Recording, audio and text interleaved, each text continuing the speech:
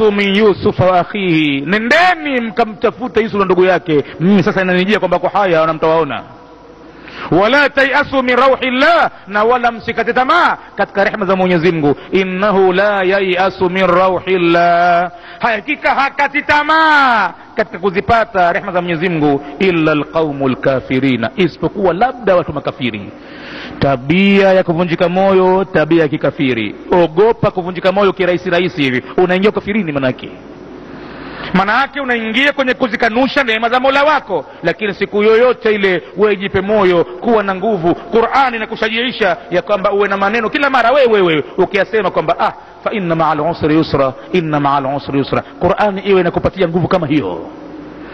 Hata kama unajiona mkono wako na mguu wako sasa hautikisiki tena kitandani, lakini sema kila wakati fa inna ma'al usri yusra, inna ma'al usri yusra. Usiokasema kwamba basi nimekwisha, ujesha bado.